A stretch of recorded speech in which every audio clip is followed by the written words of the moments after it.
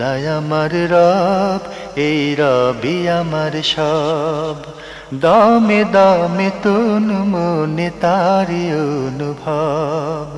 তোমার দুনিয়াতে আমি যেদিকে তাকাই, অথই নিয়ামতে ডুবে আছি সবাই।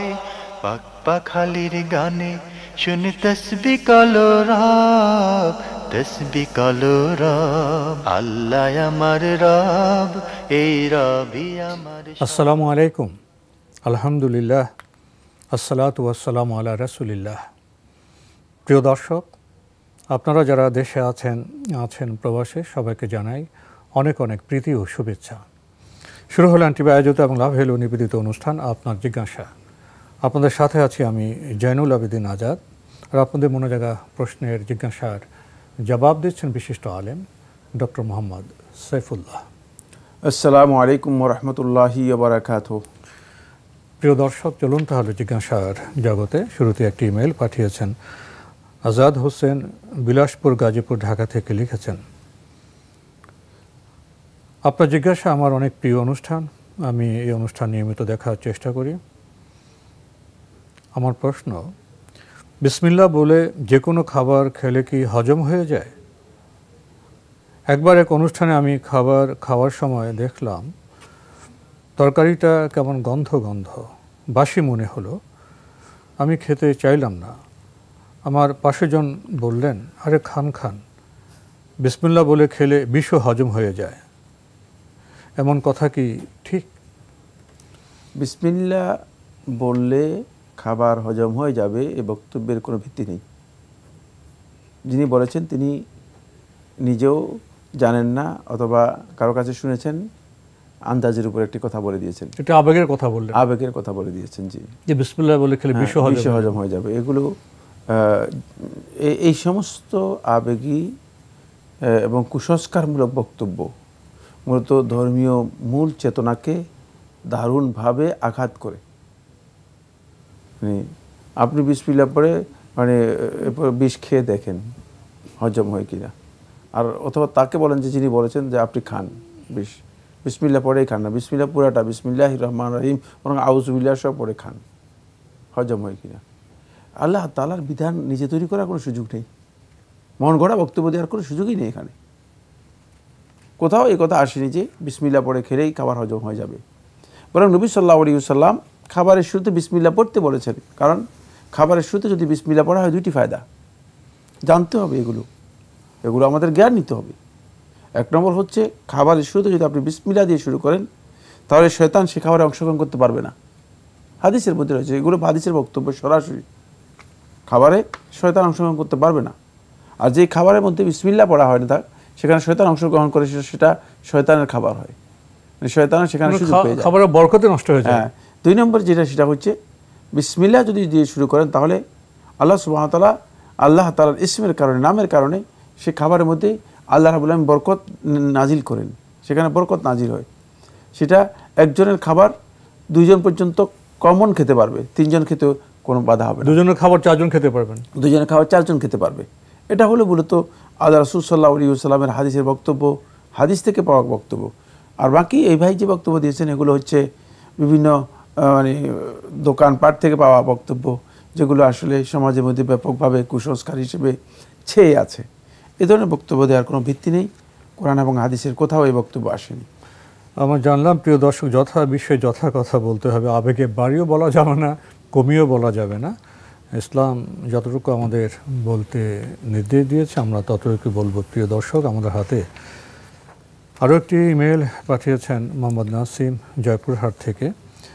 আগের ইমেল, আরও কিছু প্রশ্ন আপনার রয়ে গেছে। লিখেছেন, সুন্নাত পরিমাণ কিরাত যদি নামাজের শুরুতে ঠিক থাকে এবং পরে যদি কিরাত ভুলে যায় একই রাকাতে, তাহলে কি নামাজ হবে? যদি হয় তাহলে নামাজে কি সাহু সিজদা দিতে হবে? না, নামাজও হয়ে যাবে এবং সালাতে কিরাতের জন্য সেজদা সাহু দিতে হয় না। কিরাতের জন্য সেজদা সাহু দিতে হয় না। সেজদা সাহু তিনটি কারণে দিতে হয়, এটা জেনে নেওয়ার জন্য চেষ্টা করবেন। আর সেজদা সাহু শুধু কিরাতে কোনো কারণে যদি ভুল হয়ে থাকে এর জন্য সেজদা সাহু নেই। যদি কেউ ফাতহ করতে পারে, ফাতহ হচ্ছে মানে ইমামকে যদি কেউ স্মরণ করে দিতে পারে, ভুল হয়েছে যেটা সেটাকে যদি স্মরণ করে দেয়, ইমাম যদি নিজের থেকে সংশোধন করতে পারে তাহলে সংশোধন করে নেবে, সেজদা দিতে হবে না। আর যদি কেউ ফাতহ করার মতো ক্ষমতা রাখে না, কারণ হচ্ছে কোরআন জানেই না, নিজেরাই জানে না, তাহলে ইমাম সাহেব আর শুদ্ধ নিজে করতে পারেন নাই, ইমাম সাহেব সেটাকে শুদ্ধ করতে পারেন নাই, তাহলে যেভাবে আছে সেভাবেই সালাত হয়ে যাবে। এর জন্য সেজদায়ে সহু দিতে হবে না। আমরা খুবই গুরুত্বপূর্ণ বিষয়ে অবগত হলাম। প্রিয় দর্শক আরও লিখেছেন, আস্তে কিরাতে নামাজে যদি মুক্তাদি ইমামের পেছনে শুধু সূরা ফাতিহা পড়েন, অন্য সূরা না পড়েন, এতে কি নামাজ হবে? এতে নামাজ হয়ে যাবে। একটি কথা, সূরা ফাতিহা হচ্ছে ওরকম, যদি কোনো ব্যক্তি শুধু সূরা ফাতিহা পড়েন তাহলে তার সালাত হয়ে যাবে। কারণ সূরা ফাতিহার মধ্যে কেরাত আছে কি নাই? আছে। যেহেতু কেরাত হচ্ছে ওয়াজিব, আর কেরাতের এই ফরজ, আর কেরাতের এই মানে এই অংশটুকুকে রাসূলুল্লাহ সাল্লাল্লাহু আলাইহি ওয়াসাল্লাম হাদিসের মধ্যে এটাকে সূরা ফাতিহার মধ্যে কি করেছেন? নির্ধারণ করে দিয়েছেন। সুতরাং সূরা ফাতিহা পড়লেই কেরাতও হয়ে যাবে, ওয়াজিব আদায় হয়ে যাবে, ফাতিহা আদায় হয়ে যাবে, বা রুকুন আদায় হয়ে যাবে। সুতরাং এই কারণেই সূরা ফাতিহা পড়লেই সালাত হয়ে যাবে, যদি ইমামের পেছনে আপনি অতিরিক্ত কোনো কেরাত নাও পড়েন। এটা হলো এক নম্বর কথা, তাহলে এটা ক্লিয়ার হয়েছে। তারপর বলেছেন জোরে কেরাতের নামাজে উনি কিছু বিষয় যুক্ত করেছেন, মুক্তাদি যদি চুপ থাকেন, এক্ষেত্রে সূরা ফাতিহা বা অন্য সূরা না পড়েন, তাহলে কি মুক্তাদির নামাজ হবে? সূরা ফাতিহার সঠিক বিধান বলবেন কি? এর সাথে উনি যুক্ত করেছেন, আল্লাহ তাআলা কোরআনে তো বলেন, তোমাদের মাঝে যখন কোরআন পাঠ করা হয় তখন তোমরা শোনো ও চুপ থাকো, যাতে তোমাদের মাঝে করুণা বর্ষিত হয়। সূরা আরাফে 204 নম্বর আয়াত উল্লেখ করেছেন, এবং এর মাধ্যমে আপনি দলিল নেওয়ার জন্য চেষ্টা করেছেন যে সূরা ফাতিহা না পড়লে তাহলে চুপ থাকলেও সালাত হয়ে যাবে না। বিশুদ্ধ কথা হচ্ছে সূরা ফাতিহা হচ্ছে সালাতের রুকন, সালাতের রুকন হচ্ছে সূরা ফাতিহা। কারণ রাসূলুল্লাহ সাল্লাল্লাহু আলাইহি ওয়াসাল্লামের হাদিসগুলো স্পষ্ট এটাই প্রমাণ করে, লা সালাতা লিমান লাম ইয়াকরা বিফাতিহাতিল কিতাব, যে সূরা ফাতিহা পড়ল না তার সালাতই হবে না। রাসূলুল্লাহ সাল্লাল্লাহু আলাইহি ওয়াসাল্লামের সূরা ফাতিহা এর ব্যাপারে যে যতগুলো হাদিস আছে সবগুলো হাদিসকে যদি আমরা একসাথ করি, এগুলো অনেক দীর্ঘ একটি বহস, এটা এই প্রশ্ন উত্তরের আলোচ্য বিষয় নয়।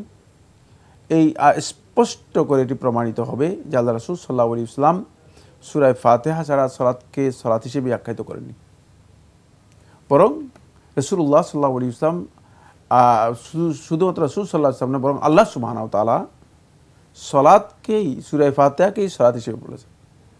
কাসামতুস সালাতা বাইনি ওয়া বাইনা আবদি, আমি সালাতকে আমার মাঝে এবং বান্দার মাঝে ভাগ করে নিয়েছি। সালাতে যেখানে জোরে তেলাওয়াত করা হয় সেখানে কি ফাতিহা পড়তে হবে কিনা, এ বিষয়ে আপনি কথা বলছিলেন। জি, যেটি আমি বলতেছিলাম, রাসূলুল্লাহ সাল্লাল্লাহু আলাইহি ওয়াসাল্লাম তো সূরা ফাতিহাকে একেবারে স্পষ্ট করে সালাতের রুকন, সালাত হবে না বলে দিয়েছেন।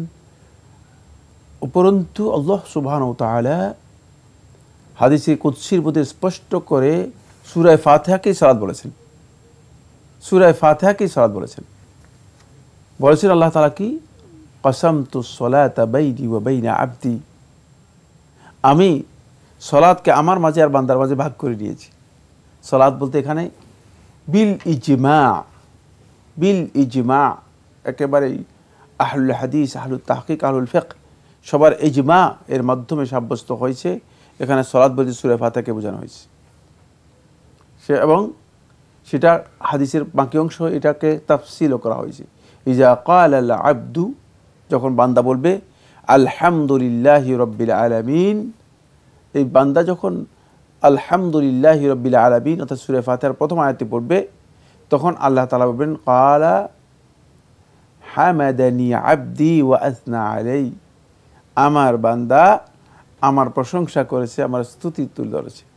দেখেন একেবারে স্পষ্ট বক্তব্য, কোথাও কোনো গুঞ্জাইশ নেই। সুতরাং যারা ইখতিলাফ নিয়ে বিভ্রান্তির মধ্যে রয়েছেন, তারা নিজেদের বিবেক বিবেচনাকে আর একটু প্রশস্ত করে আল্লাহ নবী সাল্লাল্লাহু আলাইহি ওয়াসাল্লামের হাদিসগুলোকে গবেষণা করার জন্য চেষ্টা করুন। তাহলে হয়তো আল্লাহ সুবহানাহু ওয়া তাআলা হেদায়েতের রাস্তা উন্মুক্ত করে দেবেন এবং আমরা বিষয়টাকে উপলব্ধি করতে পারবো। তাই এটি হচ্ছে রুকন, সূরা ফাতিহা হচ্ছে সলাতের রুকন। এখন যখন আমরা বলবো সলাতের রুকন শুধুমাত্র সিররি নামাজে হবে নাকি সিররি এবং জাহরি দুটাতে হবে? এটা সমস্ত ওলামায়ে কেরামের মতে সলাতের রুকন কিছু নামাজের মধ্যে হবে, কিছু নামাজের মধ্যে হবে না, এই কথা বক্তব্য দেওয়ার কোনো সুযোগ নেই। যারা সূরা ফাতিহার ব্যাপারে হুকুম দিয়েছেন, সবচেয়ে সূরা ফাতিহাকে রোকন বলেছেন হাম্বলি মাযহাবের ওলামায়ে কেরামগণ এবং শাফি মাযহাবের একটি ওয়াজ, এবং এটাই শাফি মাযহাবের ইমাম রাফি রহমতুল্লাহ সহ অনেকে এটাকেই তারজিহ দিয়েছেন, অগ্রাধিকার দিয়েছেন, এটাকেই প্রাধান্য দিয়েছেন, এবং মালিকি মাযহাবের কিছু সংখ্যক আলেমও এটাকে অগ্রাধিকার দিয়েছেন। তবে এদের সকলেরই মত হচ্ছে সূরা ফাতিহা সালাতের মধ্যে পড়তেই হবে। আর যারা বলেছেন সূরা ফাতিহা সালাতের মধ্যে ওয়াজিব, যেমন হানাফি ফকিহগণ তাদের ওয়াজিবাতুস সালাত যখন তারা বর্ণনা করেছেন, হানাফি ফকিহগণ সবাই উল্লেখ করেছেন ওয়াজিবাতুস সালাতের মধ্যে ওয়াজিব হচ্ছে কিরাতুল ফাতিহা, সূরা ফাতিহা পড়া হচ্ছে ওয়াজিব। তো ওয়াজিব যদি হয় সূরা ফাতিহা পড়া, তাহলে এই ওয়াজিবটা কি কোন কোন রাকাতের মধ্যে? এটা কি শুধুমাত্র সিররি সালাতের মধ্যে না জাহরি সালাতের মধ্যে? তাহলে তাদেরকে বলতে হবে যে ওয়াজিব জাহরি সালাতের মধ্যে, অবশ্যই বলতে হবে যে ওয়াজিব জাহরি সালাতের মধ্যে। তো জাহরি সালাতের মধ্যে এটা কি ইমামের জন্য ওয়াজিব না মুক্তাদির জন্য ওয়াজিব? হানাফি ফিকহের কোথাও এই কথা উল্লেখ নেই। শুধুমাত্র ইমামের জন্য ওয়াজিব না মুক্তাদির জন্য ওয়াজিব, সেটাও কোথাও উল্লেখ নেই। তাহলে মুক্তাদি ব্যক্তির জন্য ওয়াজিব নয়, বোঝা যাচ্ছে ইমামের জন্য ওয়াজিব। তাহলে কি দাঁড়ালো যে সূরা ফাতিহাটা ওয়াজিব শুধুমাত্র ইমামের জন্য। আচ্ছা, যদি তাই হয়, এখন সিররি সালাতের মধ্যে নাকি জাহরি সালাতের মধ্যে? এবার আমরা আসবো সিররি সালাত আর জাহরি সালাতের রাকাত সংখ্যা যদি আমরা নির্ধারণ করি, তাহলে আমরা দেখতে পাবো যে শুধুমাত্র 6 রাকাত সালাতের মধ্যে জাহরি কেরাত হয়, আর বাকি 17 রাকাতের মধ্যে 11 রাকাত সালাতের মধ্যে কি হয় না, জাহরি কেরাত হয় না। একই সালাতের মধ্যে এক সময় ওয়াজিব আর এক সময় কি মুস্তাহাব বলবে না সুন্নত বলবে না আমি জানি না, এটা ফিকহি খালাল, এটাকে বলা হয় তাকে ফাসিদুল ইতিবার, উসুল ফিকহের পরিভাষায় এটা ফিকহি খালাল। এবং যারা ফিকহ এবং উসুল সম্পর্কে জ্ঞান রাখেন তারা আমার এই বক্তব্য বুঝতে পারবেন, গভীর একটি বক্তব্য। সেটা এটাকে বলা হয় তাকে ফাসিদুল ইতিবার, এটা কোনোভাবেই ইতিবারের দিক থেকে গ্রহণযোগ্য নয় শরীয়তের মধ্যে। কারণ আপনি যখন বলবেন ওয়াজিব, তাহলে ওয়াজিব এটা সালাতের প্রত্যেকটা ক্ষেত্রেই ওয়াজিব হবে। যেমন সালাতের মধ্যে যখন আপনি বলছেন যে ফরজ প্রত্যেকটা ক্ষেত্রেই সেটা ফরজ হবে। এখন আপনি যদি একটা ক্ষেত্রে ওয়াজিব বলেন আর একটা ক্ষেত্রে ফরজ বলেন, এবং সেটা যদি এমন হয় যে একই সালাতের মধ্যে ওয়াজিব এবং ফরজ দুটোই বলতেছেন, তাহলে আপনাকে আলাদা আলাদা দলিল দিতে হবে। আলাদা আলাদা দলিলের কথা ভিত্তি তো নেই আপনার কাছে, আলাদা ভিত্তি তো আপনার কাছে দলিল নেই। সুতরাং সিররি এবং জাহরি দুই সালাতের মধ্যেই সূরা ফাতিহা পড়া হচ্ছে রুকন, এবং সূরা ফাতিহা ইমাম সাহেবও পড়বেন, মুক্তাদিও পড়বেন। তাহলে এবার আপনার প্রশ্ন হচ্ছে সূরাত আরাফের যেই 204 নম্বর আয়াতটি আপনি উল্লেখ করেছেন সেখানে স্পষ্ট রয়েছে, সেটা হলো ইজা কুরিয়াল কুরআনু, কোরআন যখন তেলাওয়াত করা হবে, এটা কমন সব ক্ষেত্রেই, এটা কোরআন যেখানেই তেলাওয়াত করা হবে সেখানেই দুটি শর্ত। একটা হচ্ছে ইনসাত, সেখানে আওয়াজ করতে পারবেন না, আর একটা হচ্ছে ইস্তেমা, আপনি শ্রবণ করবেন। ইনসাত এবং ইস্তেমা এটা লা ইউনাফি আল কিরাআতা ফি নফস, যদি কেউ মনে মনে পড়ে তাহলে তার কেরাতকে এটা কি করে না, কোনোভাবেই না করে না, কেরাতকে বাধা দেয় না। মনে মনে তিনি পড়বেন আর চুপ তো তিনি আছেনই, যেহেতু তিনি চুপ হচ্ছে, ইনসাত হচ্ছে আওয়াজ করা, আওয়াজ না করা, আওয়াজ তো তিনি করবেন না। সুতরাং যদি আওয়াজ না করে থাকেন আর কানে শ্রবণ করে থাকেন, সেই ক্ষেত্রে তিনি যদি মনে মনে সূরাতুল ফাতিহা পড়েন তাহলে তার এর পরিপন্থী নয়। কিন্তু জুমহুর আহলুল হাদিস এ বক্তব্য দেননি, তারা বলেছেন যেটা সেটা হলো এই যে সূরাতুল ফাতিহা এর হুকুম এই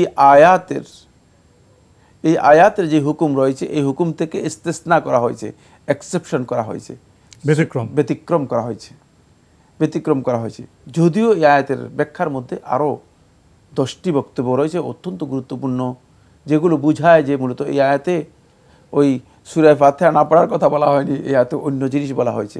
কারণ এই আয়াত নাজিল হয়েছে যে প্রেক্ষাপটে, সেই প্রেক্ষাপট ছিল আরেকটি, সেটা হলো এই তখনকার সময় সালাতের মধ্যে কথা বলার অনুমোদন ছিল,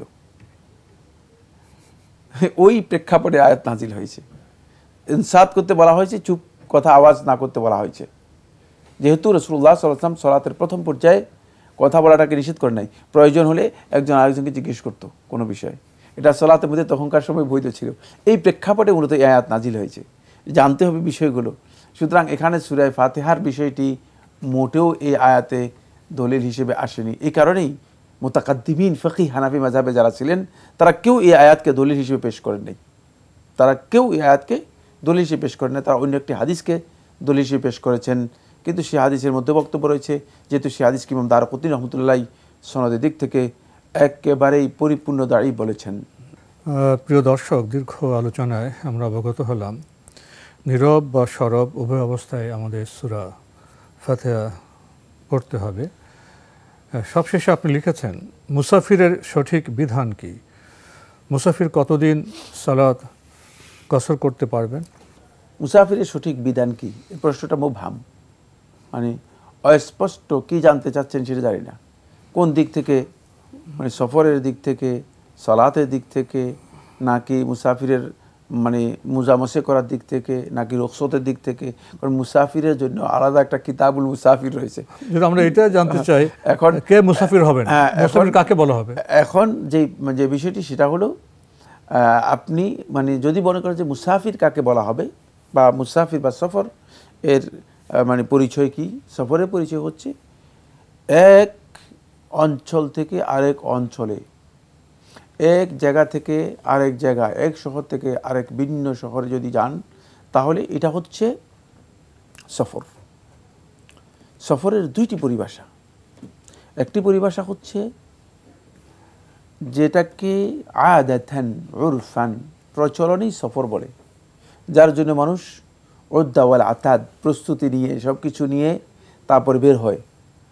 যেমন কোথাও যাচ্ছেন, বাংলাদেশ থেকে ইন্ডিয়া চলে যাচ্ছেন, ঢাকা থেকে আপনি বরিশাল চলে যাচ্ছেন, মানে যেটা আপনি আগে থেকেই প্রস্তুতি নিয়ে যাচ্ছেন, অনেক লম্বা পথ, এটাকে বলা হয় থাকে সফর। এটা হলো সফরের কমন অর্থ, যেটা আদাতান উরফান প্রচলনের দিক থেকে মানুষের কাছে একেবারে স্পষ্ট বিষয় যেটাকে সফর বলে, সেটা সফরের আওতাভুক্ত হবে এবং ওই ব্যক্তি মুসাফির হবেন। দ্বিতীয় নম্বর যে সফরের পরিভাষা, সেটা হচ্ছে ওলামায়ে কেরামগণ এর জন্য একটা আন্দাজ দিয়েছেন। সেই আন্দাজটা হচ্ছে যেমন এক শহর থেকে আরেক শহর, এক জেলা থেকে আরেক জেলা যদি কোনো ব্যক্তি যান, যার দূরত্ব অন্ততপক্ষে মানে 50, 60, 70 কিলোমিটারের কম নয়, এর চেয়ে বেশি। কারণ একেবারেই কাছাকাছি যদি হয় তাহলে সেটা সফর নয়। যেমন কিছু কিছু শহর আছে, মানে এই শহর আর এই শহর হয়তো দূরত্ব হলো 10 কিলোমিটার, কাছাকাছি, এইটাকে সফর বলা হবে না। যেটা অন্ততপক্ষে একটা দূরত্বে অতিক্রম করে সফরটা করবেন। ফলে জুমহুর আহলুল ফিকহ আব্দুল্লাহ ইবনে আব্বাস রাদিয়াল্লাহু থেকে বর্ণনা করেছেন, আব্দুল্লাহ ইবনে আব্বাস রাদিয়াল্লাহু তাআলা আনহু এর দূরত্বকে নিজেই আইডেন্টিফাই করেছেন এবং এই সনদকে অধিকাংশ আহলে তাহকিক সহিহ বলেছেন। সেটা হচ্ছে এতটুকু যে মক্কা থেকে ওসফান পর্যন্ত, ওয়াদি ওসফান পর্যন্ত। কেউ যদি মক্কা সফর করে থাকেন আর ওয়াদি ওসফান যান, তাহলে আপনি দেখবেন যে মক্কা থেকে ওয়াদি ওসফান প্রায় 81 কিলোমিটার। তাহলে বোঝা গেল এই ধরনের 81 কিলোমিটার, 81 কিলোমিটার ছিল, একেবারে মাপায় 81 কিলোমিটার। আমি বহুবার সফর করেছি, তো আমার মুখস্থ রয়েছে, প্রত্যেকটি জায়গার দূরত্ব আমার মুখস্থ রয়েছে। ফলে তাহলে বোঝা যাচ্ছে যে এই ধরনের সফর হয়, যেটা মানে আসলেই মানে এক জায়গা থেকে আরেক জায়গায় ট্রান্সফার, এক জেলা থেকে আরেক জেলা, এক শহর থেকে আরেক শহর, সেটাকে মূলত সফর ধরা হবে। সেই ক্ষেত্রে ওই ব্যক্তি মুসাফির। এর জন্য মানে বাধ্যতামূলক কোনো তাহদিদ মানে দূরত্বের কোনো সীমারেখা রাসূল সাল্লাল্লাহু আলাইহি ওয়াসাল্লাম স্পষ্ট করে হাদিসের মধ্যে বলেন নাই। তাহলে যে বিষয়ে হাদিসের মধ্যে দূরত্ব বলা হয় নাই, সেটা ইয়ারজিউ ইলাল উরফ প্রচলন প্রথার দিকে কি হবে, প্রত্যাবর্তিত হবে। প্রথার উপর নির্ভর করেই নির্ধারণ করা হবে মানুষ কোনটাকে সফর মনে করেন, সেটাই হবে। জি, আমাদের শেষের দিকে একেবারে মুসাফির কতদিন সালাত কসর করতে পারবে। মুসাফির ব্যক্তি সারা জীবন সফর কসর করতে পারবেন যদি তিনি সফরে নিয়ত থাকেন। যে সফরে থাকেন, যে সফরে থাকেন, সফরে নিয়ত রয়েছেন যে আজকে যাবেন, কালকে যাবেন, এখানে যাবেন, ওখানে যাবেন, মানে তিনি সফরের উপরে রয়েছে, নিয়তটা তার সফরে থাকলে তিনি সারা জীবন কসর করতে পারবেন। কিন্তু যদি তিনি নিশ্চিত হন যে কোনো সফরে, কোনো শহরে, কোনো এলাকায়, কোনো জনপদে তিনি অনেক দিন থাকবেন, তাহলে তার জন্য সুন্নাহ হচ্ছে তিনি ইকামতের নিয়ত করবেন। তো কেউ কেউ যেখানে এটা 15 দিনের একটা বিষয় নিয়ে আসে না, এটাও সহি হাদিস, সহি রাওয়ায়াত দ্বারা সাব্যস্ত হয়নি, এটাও একটি ইজতিহাদ এবং কিয়াস। জি, তো আজকে আমাদের এখানে শেষ করতে হচ্ছে। আপনাকে অনেক ধন্যবাদ।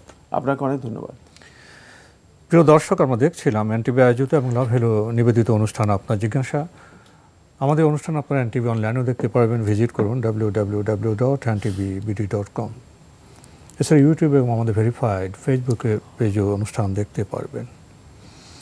মুসাফির, সফর, সালাত, এই শব্দগুলোর আলাদা একটা ব্যঞ্জন আছে। মুসাফির, এই পৃথিবীতে তো আমরা আসলে মুসাফির,